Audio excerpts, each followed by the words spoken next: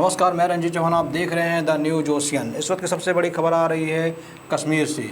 कश्मीर में आतंकवादियों और सुरक्षा बलों के बीच में भीषण एनकाउंटर चल रहा है। आतंकवादियों को दौड़ा दौड़ा कर मारा जा रहा है। एक खतरनाक आतंकवादी जैसे मोहम्मद का मौके पर ढेर हुआ है। तो चलिए, क्या है पूरी खबर हम आपको वीडियो में दिखाएंगे। आपसे अनुरोध करते हैं इस खबर को आप अधिक से अधिक जरूर शेयर करें।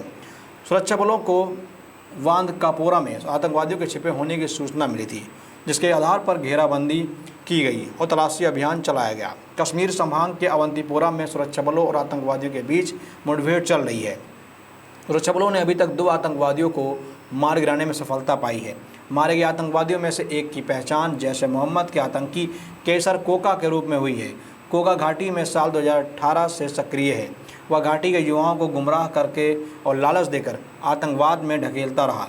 इसके साथ ही कश्मीर घाटी में कई आतंकी हमलों में भी वह शामिल रहा। आतंकवादियों के पास से असलहा और गोला बारूद भी बरामद हुआ है, जिसमें एक M4 राइफल, एक पिस्टल और अन्य आपत्तिजनक सामग्री शामिल है। सुरक्षा बलों को बांदकपोरा इलाके में आतंकवादियों के छिपे होने की सूचना मिली थी, जिसके आधार पर घेराबंदी की गई, तलाशी अभियान चलाया गया और तलाशी अभियान हो ही रहा था कि फायरिंग शुरू हो गई। खुद को घिरता देख आतंकवादियों ने सुरक्षा बलों की टीम पर फायरिंग कर दी। जवाबी कार्रवाई के साथ मुठभेड़ शुरू हो गई और कुछ ही देर में जवानों ने 2 दहशतगर्दों को ढेर कर दिया। इस ऑपरेशन को पुलिस सेना CRPF की संयुक्त टीम अंजाम दे रही है। आतंकी संगठनों ने पिछले 4 सालों में जम्मू कश्मीर में 700 स्थानीय युवाओं की भर्ती की है, जिनमें से 187 की 2018 में की है, 121 की 2019 में की है और 181 की 2020 में और 142 की 2021 में भर्ती की गई है। आतंकवादी संगठनों ने पिछले 4 सालों में जम्मू कश्मीर में 700 युवाओं को जिहादी बना दिया, जबकि केंद्र सरकार शासित प्रदेश में अभी तक 141 आतंकी एक्टिव हैं, जिनमें से ज़्यादातर विदेशी हैं। अधिकारियों के मुताबिक जम्मू कश्मीर में बड़ी संख्या में आतंकवादियों की मौजूदगी सीमा पार स्थित आतंकी शिविरों से घुसपैठ जारी रहने का संकेत देती है। केंद्रीय गृह मंत्रालय के आंकड़ों के अनुसार 5 जुलाई 2022 को तारीख तक जम्मू कश्मीर में कुल 82 विदेशी आतंकवादी और 59 स्थानीय आतंकी एक्टिव थे। इस संबंध में एक अधिकारी ने आंकड़ों का हवाला देते हुए कहा कि आतंकवादी मुख्य रूप से लश्कर-ए-तोयबा, इससे संबंध संगठन द रेजिस्टेंस फ्रंट के अलावा जैश ए मोहम्मद और हिजबुल मुजाहिदीन जैसे संगठनों से हैं। विभिन्न आतंकी संगठनों ने पिछले 4 सालों में जम्मू कश्मीर में 700 स्थानीय युवाओं की भर्ती की है, जिनमें से 187 की 2018 में, 181 की 2019 में, 181 की ही 2020 में, 142 की 2021 में भर्ती की गई है।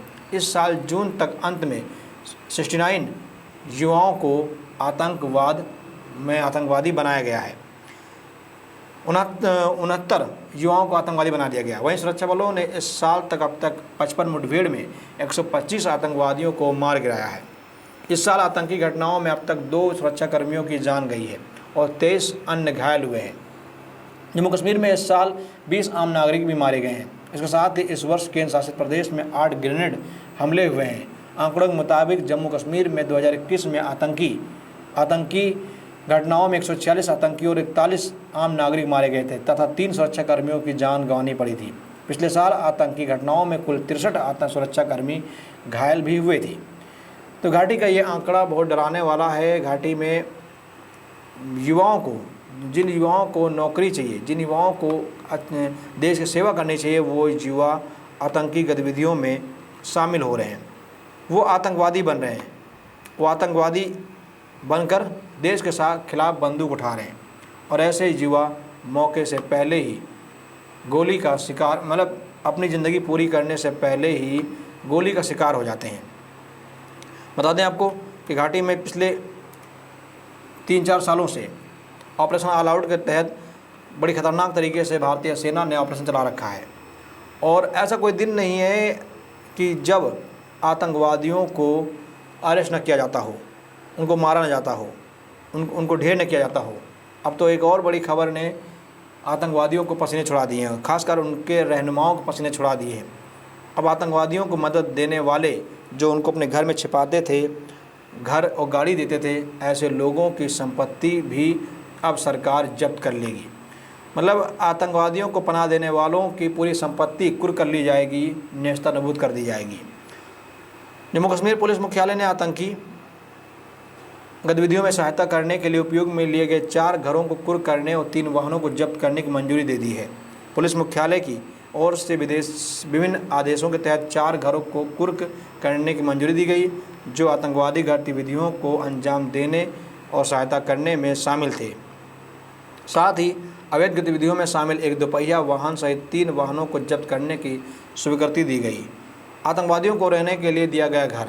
मामले में FIR संख्या 48/2021 US 120B 302 307 392 IPC 7/127 7/27A act 16/18-20 UAPA थाना परिपोरा के मामले में जांच की गई।